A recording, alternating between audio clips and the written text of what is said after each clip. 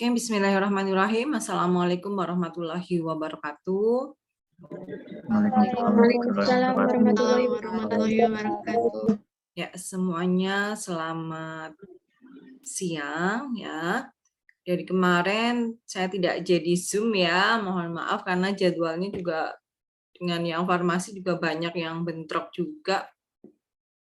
Jadi hanya kirim audio dan sudah saya kirimkan di Skalsa ya, nanti Skalsanya dicek untuk pertemuan ketiga dan keempat dengan saya. Kemudian yang pertemuan ketiga itu ada tugas merangkum materi tentang metabolisme ekskresi. Kemudian tugas yang keempat dari saya ya di P6 itu adalah mencari interaksi obat. Bisa interaksi obat dengan obat maupun interaksi obat dengan makanan atau minuman. Jadi kolom pertama jenis interaksinya apa? Gitu. Oh, interaksi antara antasida dengan amoksisilin misalnya. Terus kolom yang kedua jenis interaksinya farmakokinetik atau farmakodinamik misalkan. Terus kolom yang ketiga solusinya, kalau ada interaksi seperti itu, solusinya bagaimana? Haruskah dijeda, haruskah diganti obatnya, atau dihentikan, atau bagaimana? Terus kemudian kolom keempat referensinya, sumber yang kalian dapat untuk mendapatkan interaksi tersebut dari mana? Ya, 20 interaksi obat. Ketik masing-masing,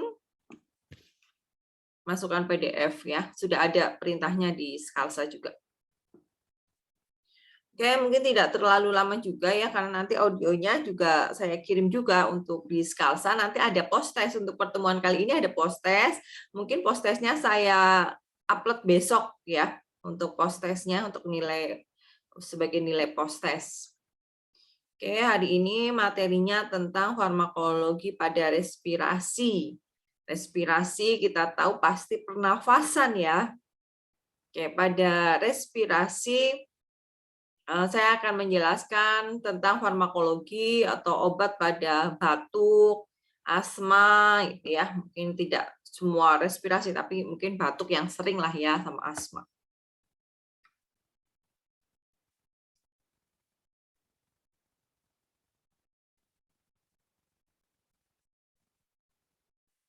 PPT saya sih mau. Sebentar.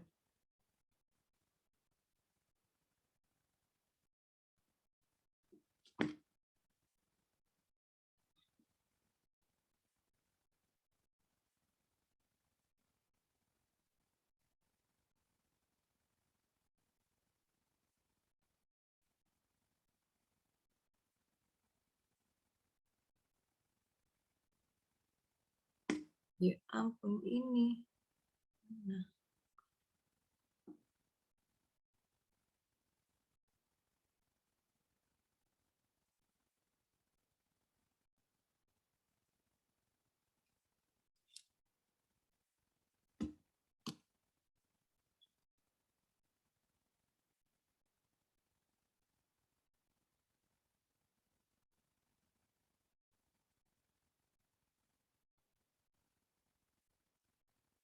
Sebentar.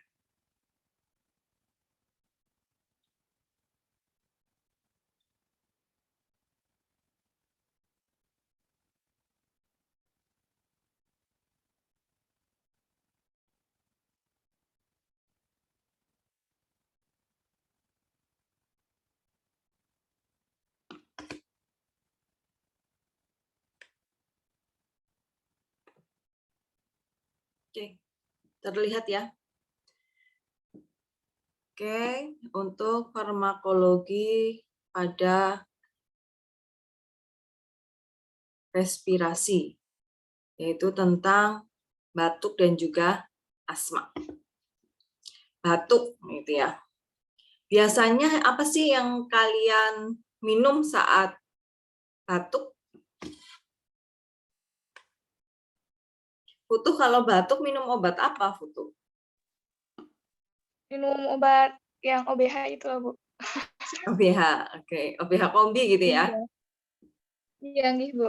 Oke, isinya kira-kira apa OBH kombi foto? Apa ya, Bu? Nggak tahu, Bu. Ya, sudah saya sampaikan ya berkali-kali, pokoknya mulai sekarang karena kalian sudah kuliah di kesehatan ya, jadi harus tahu juga isinya itu obat apa gitu ya. Misalkan tadi OBH kombi dicek, jangan tahu cuma mereknya OBH kombi gitu. Kemarin kan sudah saya sampaikan merek ya, itu nama merek OBH kombi. Tapi isinya apa? Lah, itu OBH kombi itu untuk obat apa? Ya, untuk melegakan tenggorokan kah, untuk sebagai obat batuk berdahak, sebagai obat batuk kering atau yang lainnya gitu. Jihan, saya ingat Jihan tuh sering tanya biasanya nih. Jihan, kalau batuk minum obat apa Jihan? Laserin, Bu. Laserin. Oke, sama seperti foto. Laserin isinya apa Laserin? Lupa Aku tidak juga. tahu. Oke, ya. Jadi mulai besok-besok ya, kalau minum obat atau lihat obat, dilihat isinya apa. Dan terus kemudian kepo gitu ya. Oh, ini fungsi masih kan biasanya komposisinya nggak hanya satu ya. Kadang bermacam-macam gitu ya. Udah sampai 3 atau 4 gitu kalau dalam sirup. Nah, nanti dilihat fungsi dari masing-masing bahan itu untuk apa gitu ya. Oke. Oke, langsung saja. Batuk, yaitu batuk merupakan salah satu mekanisme pertahanan tubuh. Jadi kalau kita batuk gitu ya, gitu ya, itu pasti ada yang salah dalam tubuh kita. Itu sebagai fungsi pertahanan. Ingin mengeluarkan sesuatu, ingin menolak sesuatu. Gitu. Ada yang kemarin pernah terkena COVID gitu ya, kan biasanya batuk ya. Ini saya ceritakan, saya pernah terkena COVID ya, waktu di bulan Juli lalu itu. Pas saat ramenya COVID ya, saya pernah terkena COVID, saya hari itu bertemu dengan bapak saya, ya, itu pas hari Lebaran Idul Adha. Karena saya nggak pernah batuk gitu ya, saya tahu saat tenggorokan saya ada yang aneh, pasti saya tahu. Gitu. Nah itu sebagai mekanisme pertahanan, jadi memberitahu bahwa ini loh ada sesuatu yang masuk, gitu ya. Itu memberitahu. Saya hari Selasa ketemu bapak saya, ya kena COVID, ya saya nggak tahu kalau bapak saya kena COVID. Terus kemudian di hari Rabu siang saya sudah merasa, ih kok ini tenggorokan kayak aneh gitu, pengen hek gitu ya. Oh udah, saya langsung tahu bahwa saya memang terpapar COVID ya, tertular COVID gitu. Begitu hari Kamisnya langsung, hanya jarak 1 hari itu. Begitu hari Kamisnya langsung muncul demam. Muncul demam tinggi. Ya udah, nggak antigen pun ya saya sudah tahu bahwa saya juga sudah minum obat gitu ya, bahwa saya memang terkena COVID. Kemudian hari Sabtunya saya baru antigen sebagai surat untuk nyari surat izinnya saja. Ya hasilnya positif. Ya, karena hari Rabu pun saya sudah tahu kalau saya ini positif pasti, sehingga saya minum obat. Dan dari batuk itu kan kita tahu bahwa batuk ini merupakan suatu mekanisme pertahanan tubuh, ada sesuatu yang masuk. Bahwa contohnya infeksi gitu ya, kan infeksi bisa karena virus, karena bakteri, ya kayak COVID kemarin kan virus ya. Infeksi saluran pernafasan juga dapat menyebabkan batuk. Batuk ini dibagi menjadi 2, ada batuk yang produktif ya atau batuk berdahak, dan non produktif yaitu batuk kering atau tidak berdahak. Nih ya, jadi ingat, batuk itu ada 2.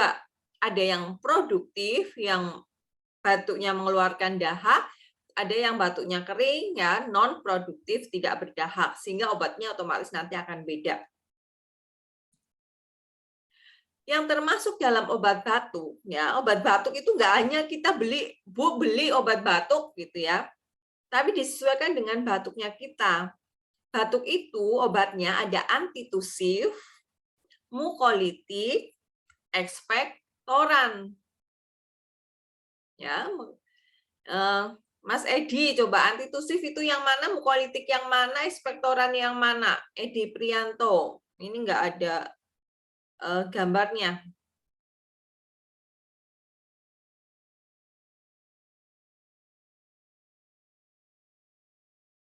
Ini Mas Edi kemana, Mas Edi? Oke, pindah. Gina, Gina. Gina antitusif apa Gin? Gina Sri Rahayu.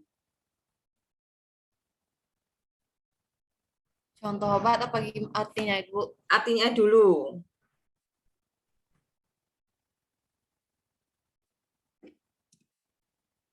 Obat antitusif itu ini Bu, obat yang mengobati batuk kering. Oke, obat yang digunakan untuk mengobati batuk kering. Kalau mukolitik?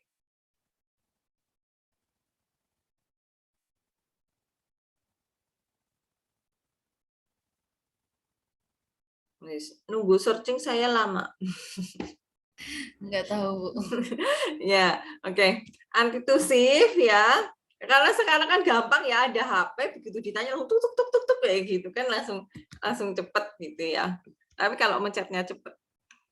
Antitusif yaitu obat yang digunakan untuk mengatasi batuk kering. Kalau batuk kering biasanya kita lebih sering lebih sering gitu ya. Itu antitusif ya, untuk mengobati batuk kering atau tidak berdahak.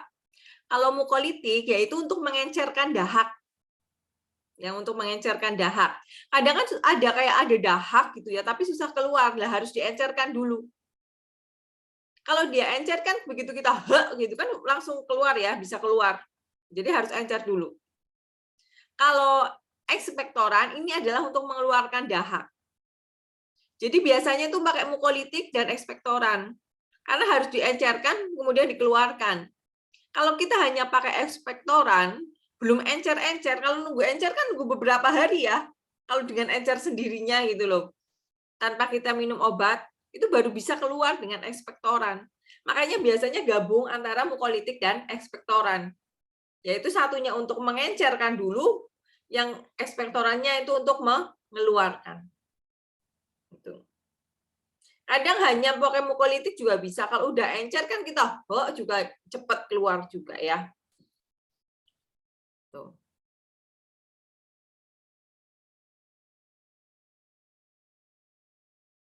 Oke, siapa ini? Ailsa. Sudah on cam tapi tidak muncul, hanya warna putih. Nah, ya udah. Tidak tahu sinyal atau mungkin laptopnya atau apanya.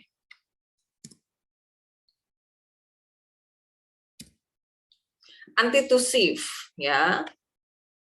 Antitusif ya tadi adalah obat untuk menekan atau mencegah batuk. Biasanya digunakan untuk batuk yang non produktif. Kerjanya adalah di sentral dengan menghambat rangsangan pada pusat batuk di otak. Contoh obat batuk ya untuk batuk kering atau non produktif atau antitusif yaitu ada dextrometorphan. Ya, namanya dextro. Nanti kalau kalian ketemu obat yang isinya ada dextrometorphan, dia berarti untuk batuk kering antitusif. Kemudian kodein. Kodein juga dia sebagai antitusif. Biasanya kalau sudah nggak mempan dengan dextro baru dikasih kodein. Biasanya untuk kodein ini sering dikasih pada orang yang sudah batuk tuh sering banget gitu ya, tiap hari batuk nggak selesai, nggak enak banget gitu. Jadi kan mengganggu tidur kadang ya. Nggak enaknya batuk kering itu seperti itu, sering jadi sering bunyi gitu ya, sering gitu. Kalau batuk berdahak kan enggak ya, enggak sering gitu enggak. Kalau batuk kering sering. Nah, ini contoh obatnya. Kodein selain obat batuk biasanya digunakan sebagai obat apa? Ada yang tahu kodein?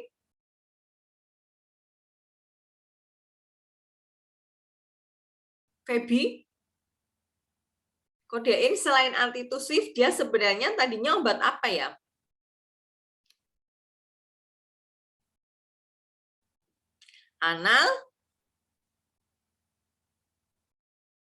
Analgesik ya. Jadi kodein itu sebenarnya adalah obat analgesik ya, nyeri, tetapi dia bisa digunakan juga sebagai antitusif.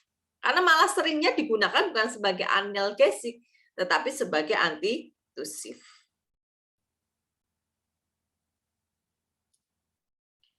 Kemudian untuk efek samping, ya efek samping pada antitusif, yaitu stres pernafasan, hati-hati pada asma karena dia bisa menekan, ya takutnya menekan, pusing, mengantuk, kemudian gangguan gastrointestinal, ya biasanya nyeri lambung.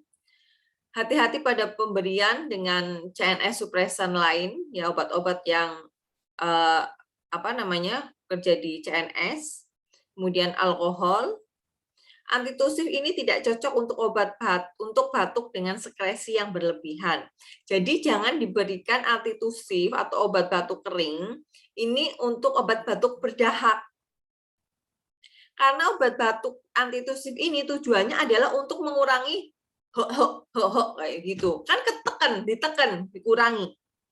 Lah beda kalau kita batuknya berdahak kan pengennya harus dikeluarkan, harus dihok gitu ya.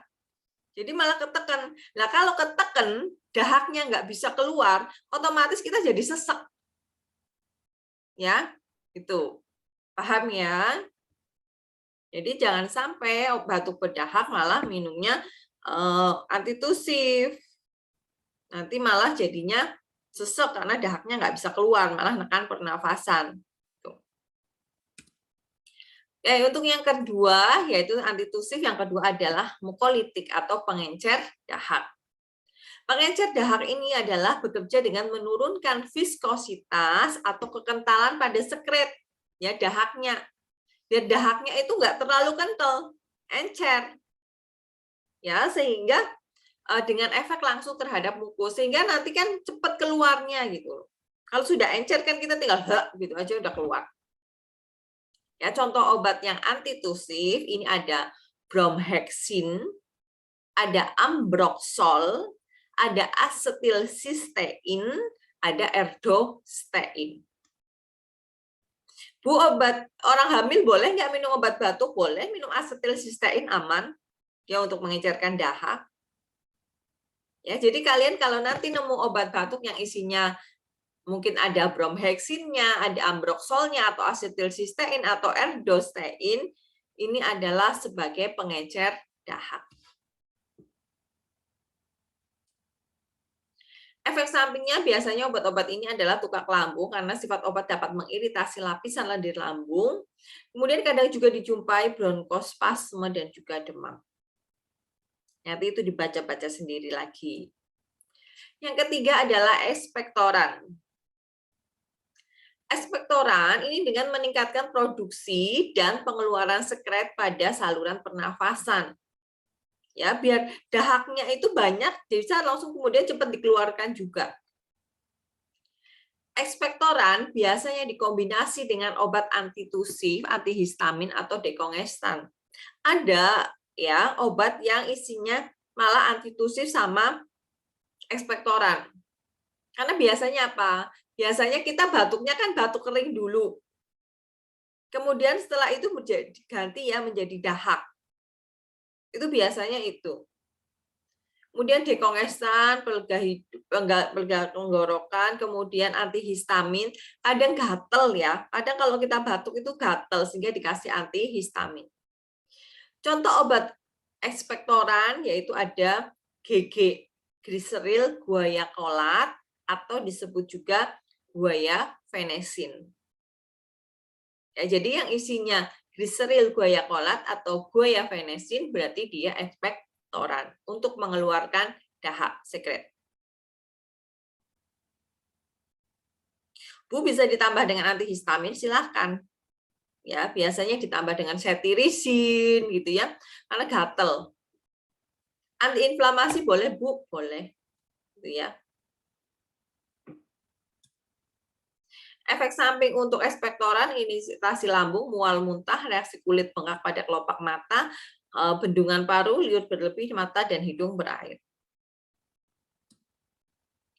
Kemudian sedikit menyinggung tentang prekursor. Atau ini ya, prekursor mungkin pernah dengar ya, ada yang namanya prekursor. Prekursor ini adalah senyawa yang dapat mengalami perubahan untuk menghasilkan senyawa baru dan membutuhkan adanya reagensia lain pada kondisi reaksi tertentu. Jadi prekursor ini seperti turunan dari atau bisa membentuk suatu narkotik. Jadi harus hati-hati juga dalam penggunaan prekursor. Prekursor adalah semua bahan kimia utama yang digunakan dalam pembuatan obat yang berada dalam pengawasan, baik berupa materi utama maupun reagennya.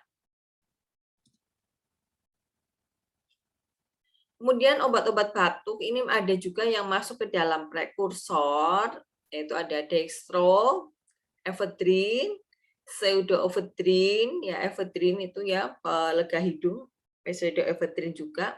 Kemudian ada fenilpropanolamin, ya fenilpropanolamin atau PPA. Kalian juga mulai ini ya, mulai belajar untuk melemeskan lidah gitu ya. Dextrometorphan, ephedrine, pseudoephedrine, fenilpropanolamin gitu ya. Karena kan kadang susah ya, apalagi kalau baru semester 2 gitu ya. Nah, ini mulai dibiasakan. Yang selanjutnya asma. Asma ya adalah suatu penyakit kronik atau menahun yang menyerang saluran pernafasan atau bronchial. Ini kita bisa lihat dari gambarnya ya. Ini yang normal bronchial. Ya, ini enggak ada sumbatan gitu ya, plong. Dan sini buntu, mampet, ada peradangan dan sumbatan. Ini contoh yang kena asma.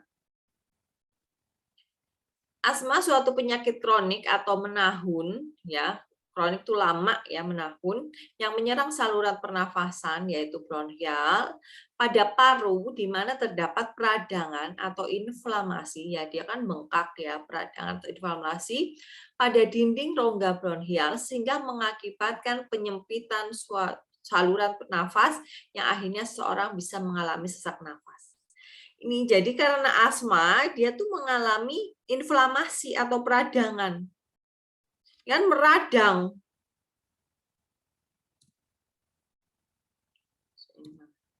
Meradang, karena meradang otomatis kan salurannya jadi kesumbat, jadi sempit. Ya ini bisa menyebabkan orang mengalami sesak nafas. Untuk patofisiologinya bahwa orang yang mengalami asma itu terjadi inflamasi, ya, bronkokonstriksi, hipersekresi mukus dan juga hiperresponsivitas.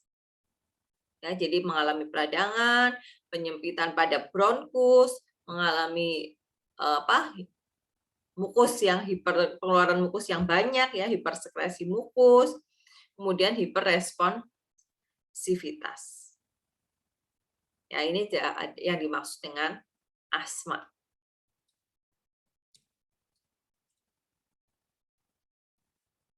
Untuk faktor pemicu asma, ISPA, infeksi saluran pernafasan atas, biasanya karena influenza, pneumonia.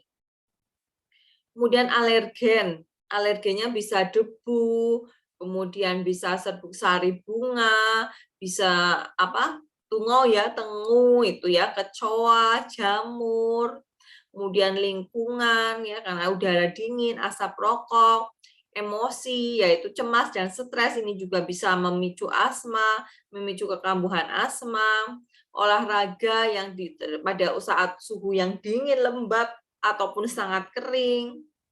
Ya, kemudian juga ada obat-obatan yang bisa memicu asma seperti penggunaan aspirin, NSAID, beta blocker, ya nanti dicari ya. NSAID itu adalah golongan obat, ya NSAID. Kemudian beta blocker, ya itu golongan obat. Contohnya apa? Kemudian juga karena stimulus pekerjaan. Untuk bisa menghindari agar asmanya nggak kambuh gimana Bu? Ya hindari faktor pemicu ini.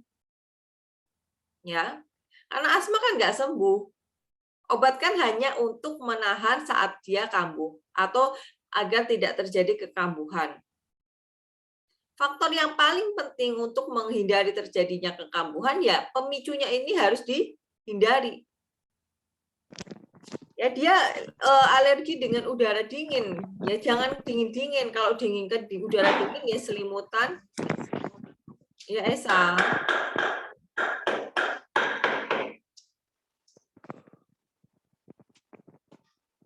Jadi kalau udara dingin ya selimutan, kaos kakinya jaketan gitu ya. Kemudian asap rokok jauhi dari asap rokok. Kemudian alergen ya itu ada debu gitu. Jika alergi debu ya dihindari. Cemas, stres, olahraga yang pada saat malam, terlalu pagi atau sangat udaranya sangat kering ya dihindari. Gitu. Ini Esa lagi nupang atau lagi apa ya? Tak tok tok ini.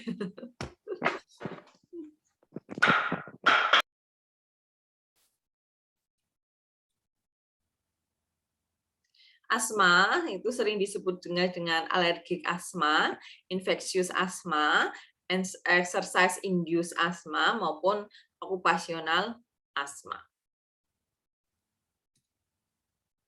Kemudian ada juga drug induced asma. Ya, jadi ada obat yang bisa menyebabkan asma tadi contohnya ya beta blocker, NSAID, aspirin.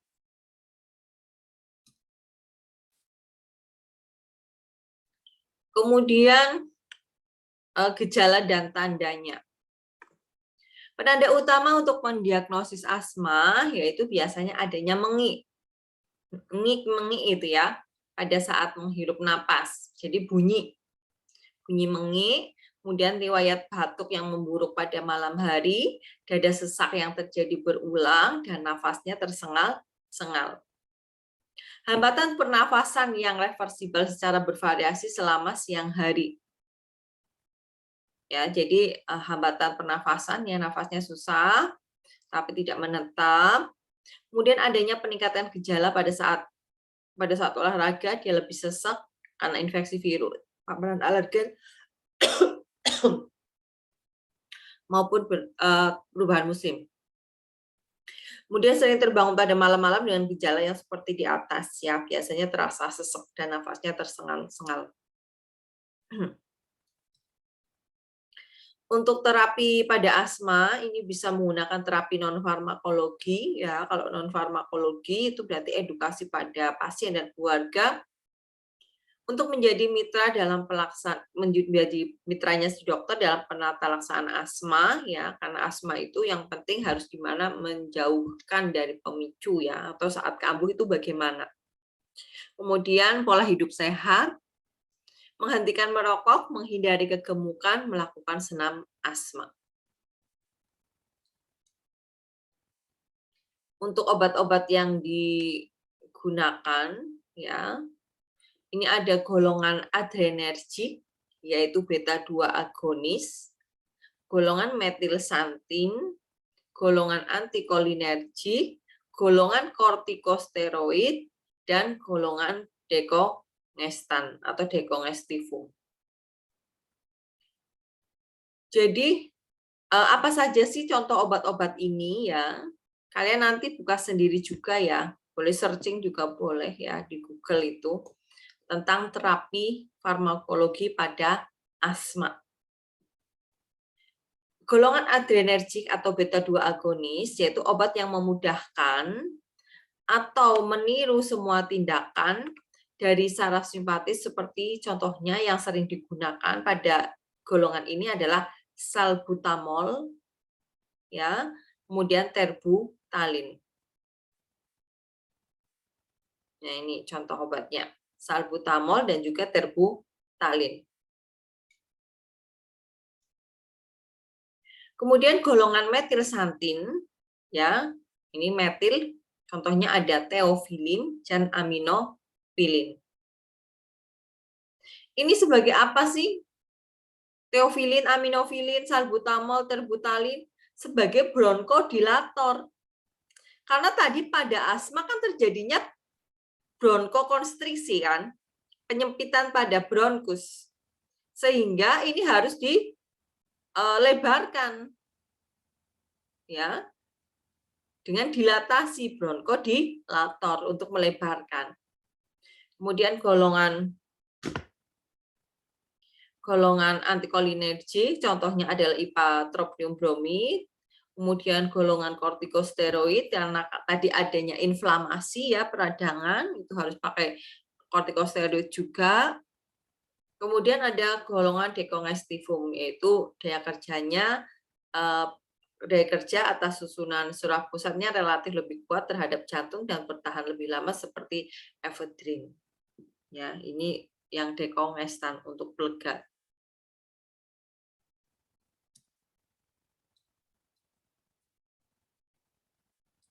Ini cuma di tabel aja contohnya ya. Nanti tolong kalian cari sendiri juga, dihafalkan golongan metilsantin, misalnya contohnya aminopilin, dosisnya aminopilin berapa, fungsinya aminopilin untuk apa. Begitu juga dengan teofilin, salbutamol, dexa, prednison, metil, terbutalin, dan yang lain. Kalau untuk post-test yang pertemuan kali ini, post-testnya tidak hanya di pertemuan kali ini saja ya, tapi dari materi kemarin yang sudah pernah saya sampaikan. Jadi saya gabung untuk post-test. Oke, nanti tolong dihafal ini ya. Dan fungsinya dicari juga. Oke, efek samping itu efek samping yang tadi. Kemudian ada golongan simpatomimetik juga. Simpatomimetik ini adalah relaksasi otot polos saluran pernafasan dan penghambatan pengeluaran zat-zat karena bronkokonstriktor. Zat tersebut juga menghambat kebocoran mikrovaskuler dan meningkatkan aktivitas silia pada saluran nafas. Efek samping dari simpatomimetik adalah gelisah, sakit kepala, mengantuk, tremor, dan yang lain. Kemudian kortikosteroid ya, antiinflamasi, contohnya dexamethasone.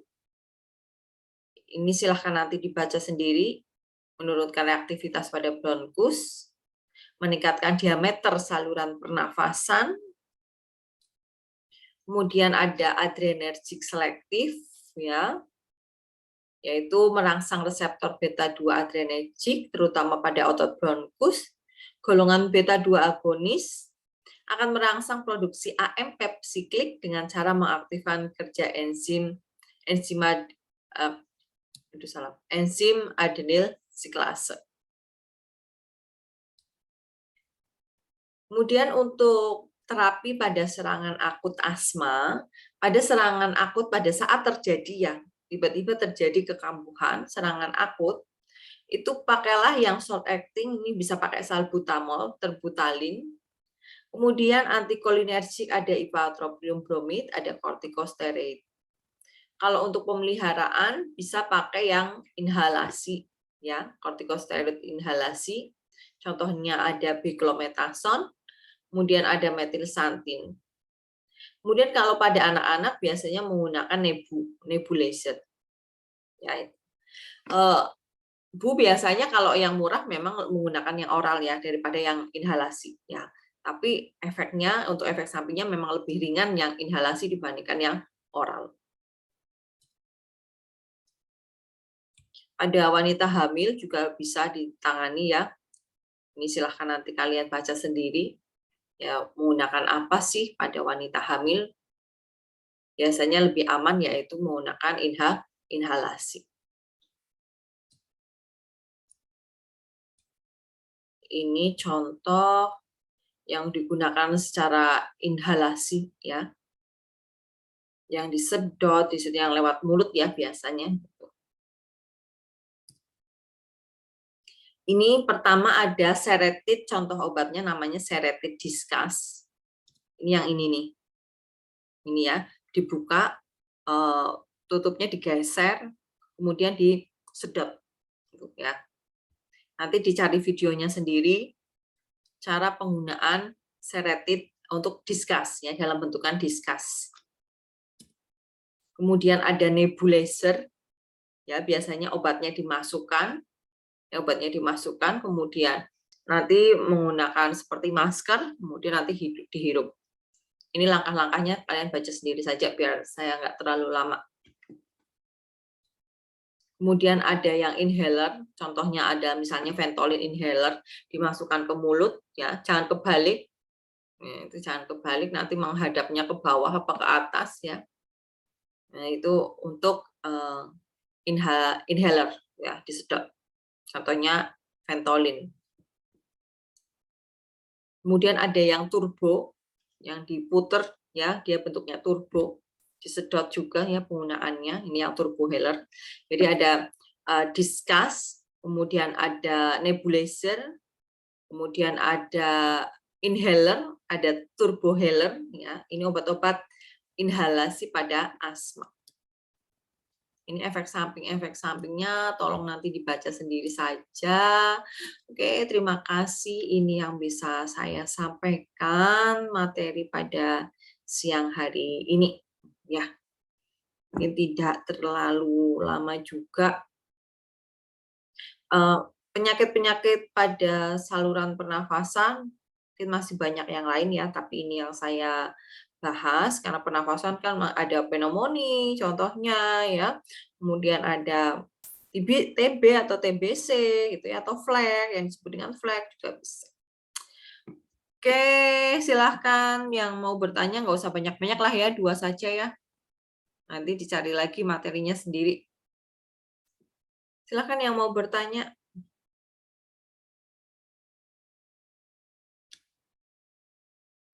Yuk, siapa yang mau bertanya? Biasanya rame banget.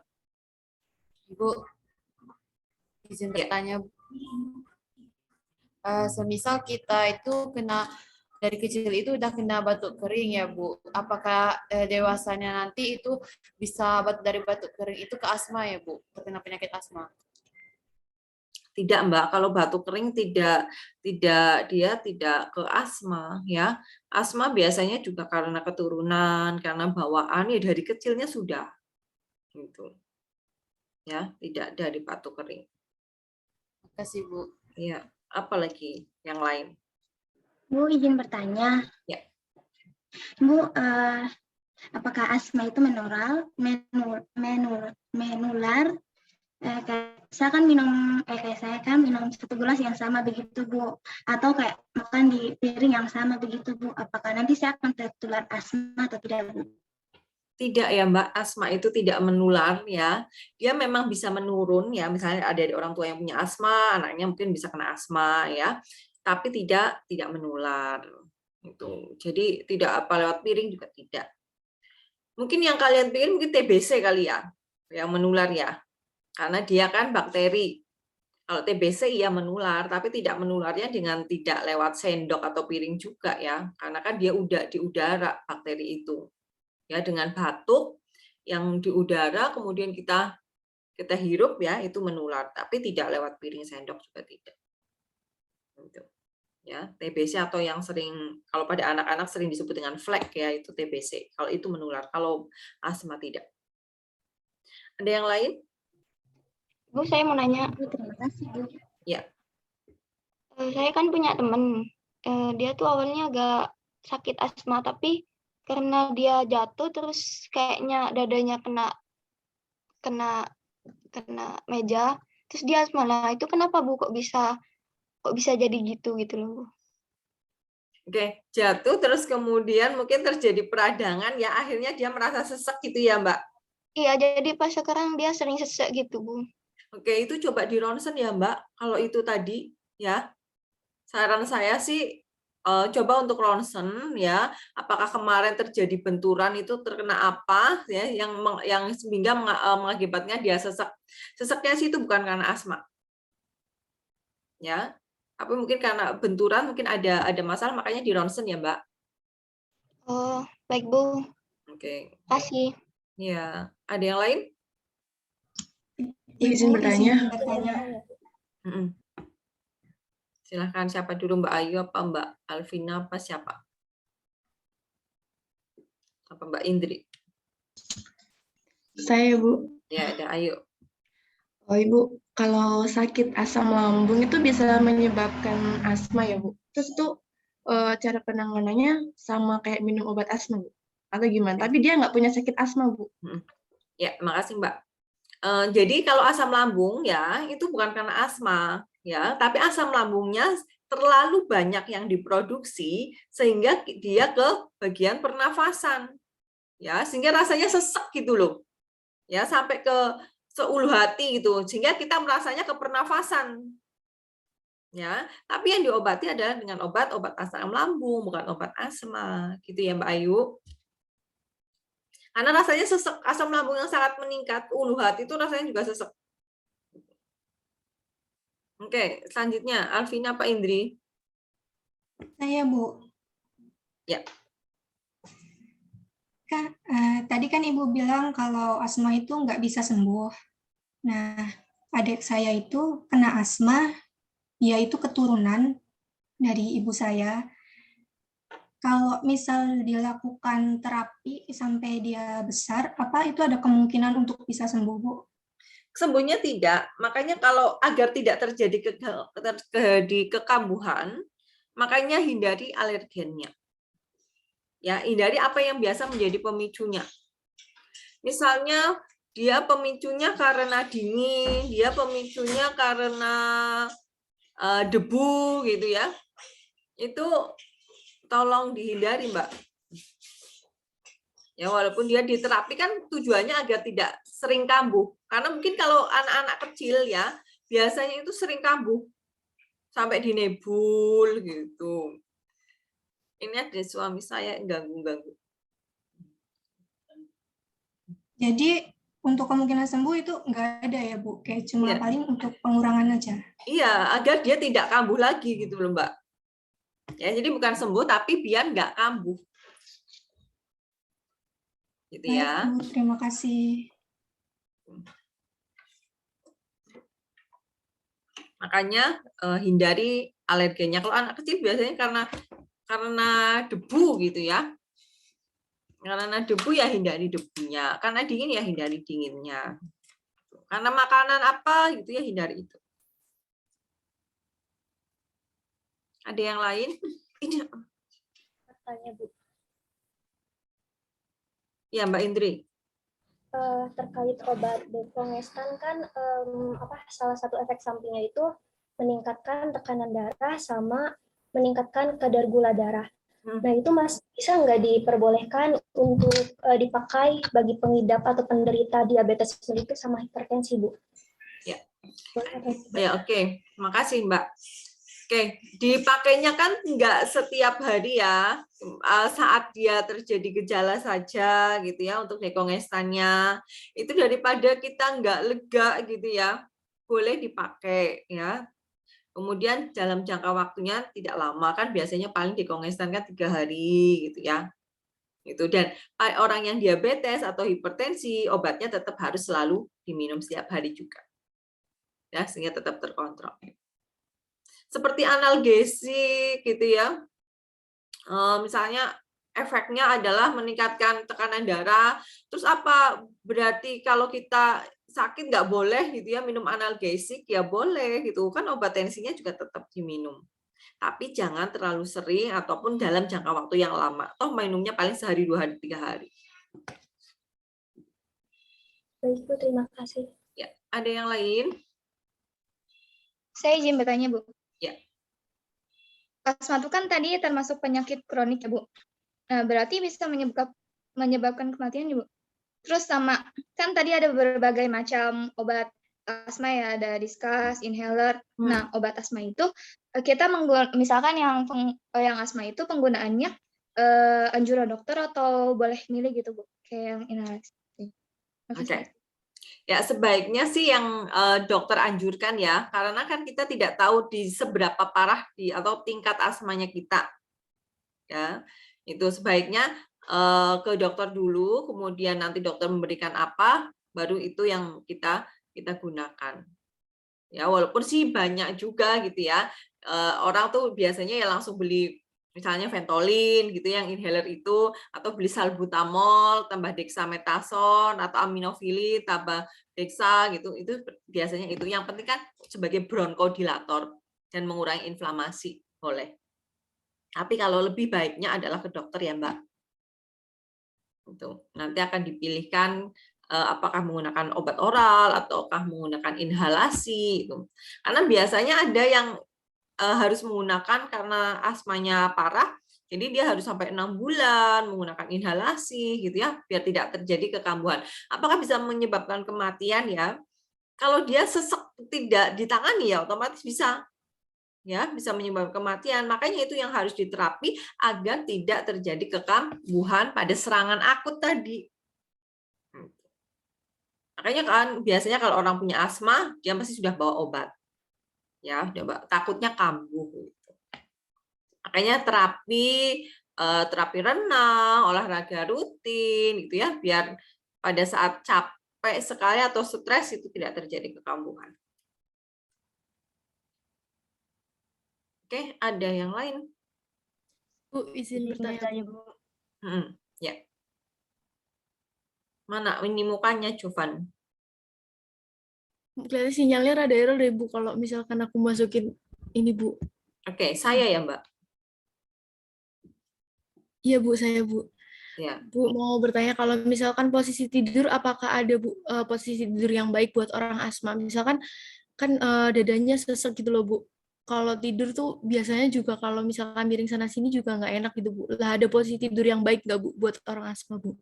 Oke, paling biar nggak terlalu sesek gitu ya, bantalnya agak ditinggikan. Itu sih ya. Saya kurang paham ya untuk ini ya, posisi tidur pada orang asma, tapi biasanya kalau agak sesek ya agak ditinggikan. Gitu. Ada orang-orang tua yang sering punya asma ya biasanya dia harus menyimpan nebulizer gitu ya, biar begitu dia merasakan sesek langsung dinebu. Ada yang seperti itu juga. Baik, Bu. Terima kasih.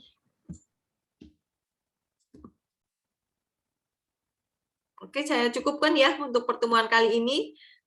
Post-testnya saya upload besok, tapi materinya tidak hanya post-test untuk hari ini saja. Tapi saya gabung dari pertemuan saya sampai ke pertemuan saya yang pertama sampai kelima. Oke, terima kasih semuanya ya. Memang banyak yang nggak hadir ya, harusnya 100-an ya ini ya. Hanya 71, 70. Oke, nggak apa-apa. Saya ucapkan terima kasih atas kehadirannya. Silahkan belajar karena minggu depan berarti UTS ya.